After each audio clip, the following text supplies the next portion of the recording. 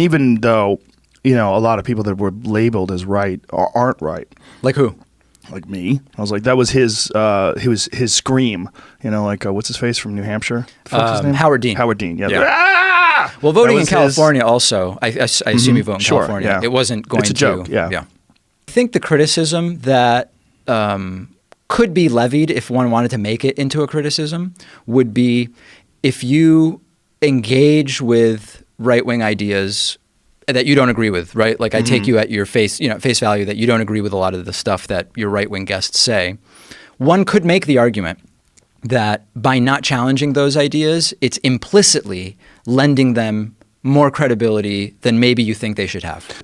Alt-right, alt-left, the centrist, all these different labels are so. I'd rather talk about issues. I agree with you there. It's so clunky. You talk to people that get healthcare over in the UK, it sucks. But at least they have a system. It's just not the same quality healthcare that you get in America. Same with my friends in Canada. I have friends in Canada that have come down here to get surgery because they find better doctors over here because they're Rand Paul was going to Canada to get his operation. Yeah, why was that? Why did he do that? The best places in Canada. The best place for hernias? For that type of hernia, I believe, yeah. I mean, here's the thing. Even in saying the UK system and the Canadian system, neither one is that good. Right. Those two systems are totally different. Right. So I feel but they're like both socialized medicine. They are both, well, yes, in some sense. I mean, the Canadian system is administered at the province level. So the province is sort of like the market. Instead of having all these sub-markets attached to individual for-profit insurers, at the provincial level, that's how it's organized. The UK has the National Health Service, where they don't actually run the healthcare facilities, but they are the ones who are contracting them. So it's sort of like the healthcare facility still is its own entity. It's not that you're going and the government is the employer of the doctors, so to speak, but they're contracting with the healthcare facilities. But the point I want to make is that there are criticisms of all of these systems, but they're different ones. So when we say, the British and Canadian systems aren't that good. Right. Let's figure out in what ways each is not that good, because they're different ways. There's no perfect system. There is no perfect system. Those systems aren't. Right. But I believe that most of the best doctors, in terms of like North America at least, are in the United States. I'm sure there's probably some very good doctors in Canada that do specialized medicine, but I think really good doctors are incentivized by profit. We're getting to this like Vox thing that's happening with Steven Crowder right now. Right. Are you responsible for the reaction to what you post? Because if you look at what Steven Crowder said, to that, for people who don't know the story, Steven Crowder got into it with this guy who is a writer for Vox, who he's gay. His Twitter handle is gay wonk. Right? Carlos Maza. Yeah, so it's not that he's hiding that he's gay. Talks about it all the time. He's kind of effeminate, and Steven Crowder mocked that. And he mocked that in these videos where he was criticizing Carlos's position on Antifa, specifically what I saw. And in doing that, he called him this queer Mexican, and he's doing it in a ribbing way. He's doing it in a joking way.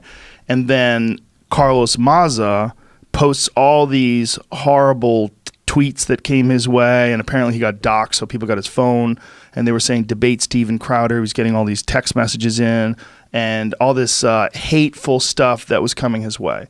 So the question is, who is responsible for that hateful stuff? If Steven Crowder calls him queer, what is queer? What is queer? It's a question that has plagued man since the dawn of time. The greatest philosophers in history have pondered excruciatingly to know. What is queer? What is queer? Okay, is LBGTQ. What do we do there? What do we do if the Q is in? Is it okay to call someone gay who identifies as gay? If he calls him the gay little Mexican, is that bad? Like, how bad is that? Like, what is that? You know what I'm saying? But do you feel what I'm saying here? It's like, I know where you're getting at. Let's zoom out a little bit. Right. And then we'll get into this. Man, where do you even start with this? Because there's a lot to unpack here. Right.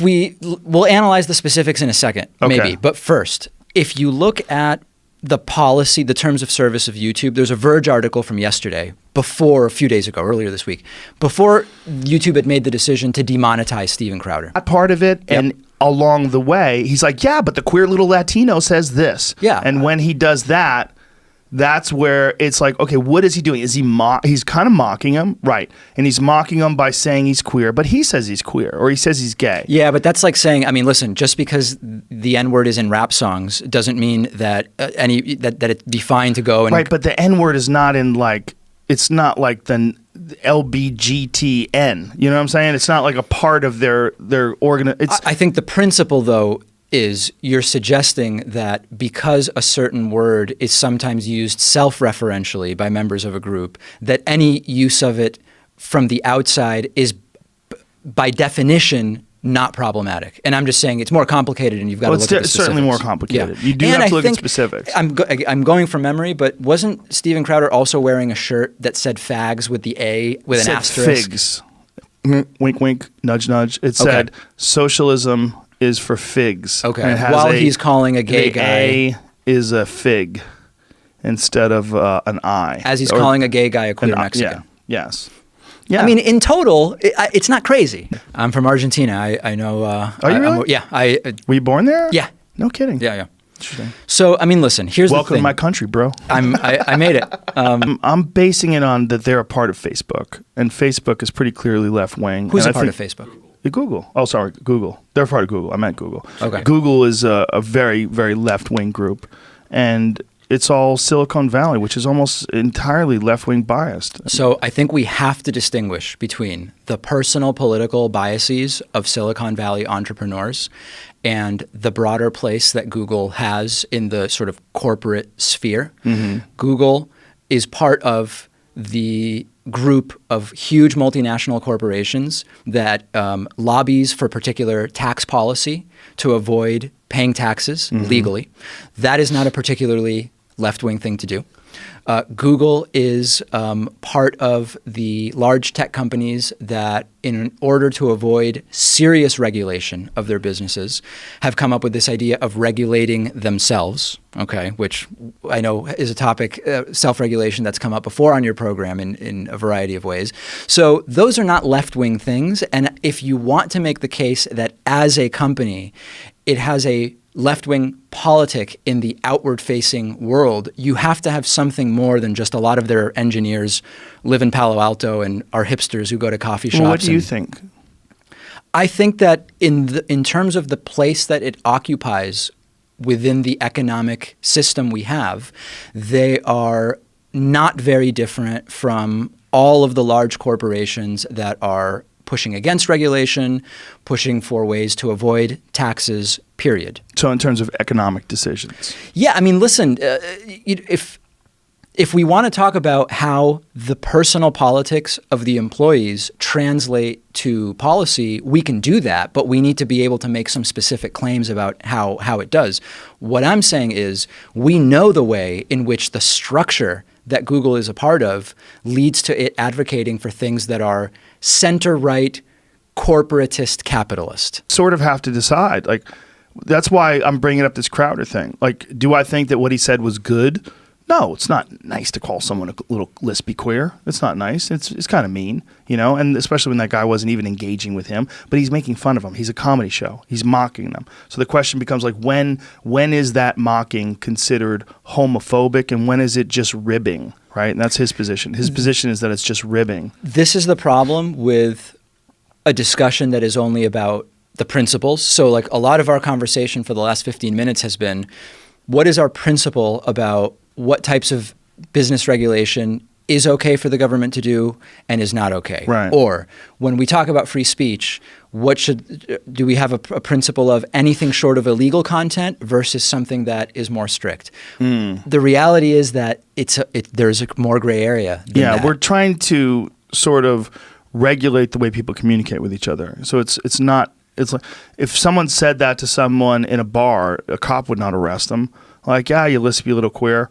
You know, that would be like, oh, that guy's an asshole. But the bar would be perfectly within their legal right to say, we don't want you in here. You're making our customers uncomfortable. And nobody would say that it would be against the law for the bar to say, you got to go. That's a good point. And there's no right-wing YouTube is my point. And there's like there's, I would challenge the idea that YouTube is left-wing. I mean, in terms of its enforcing its policies. How so? I mean, they have just this particular issue. But this isn't a left-wing. How is this a left-wing enforcement? I mean, I think it is because Carlos Mesa is progressive, and because the argument that he was making is a very left-wing progressive argument, and this is what Crowder was going after.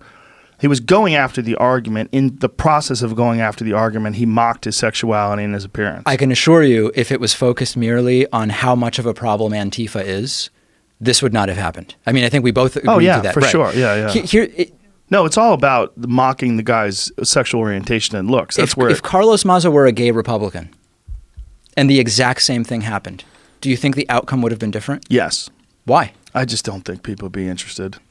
If someone comes in who says any taxes that the government collects are a form of slavery, how do you integrate that into the conversation about how to set tax rates? You can't. Right. Yeah. Maybe Crowder personally, in his personal life, does refer to people he perceives to be gay or who are gay as queers. I don't know. I don't, or he uses the word fags. I have no idea. Well, he didn't use that word. The T-shirt has the asterisk. I get it. It's a goof. It actually has a fig. It doesn't have an asterisk. Okay. I thought it was an A is a fig. Okay. It's for figs. It's the idea. It's an I. Got it. But okay. It's a goofy joke. What's normal to him amazes us. He will be our new god. I'm a capitalist.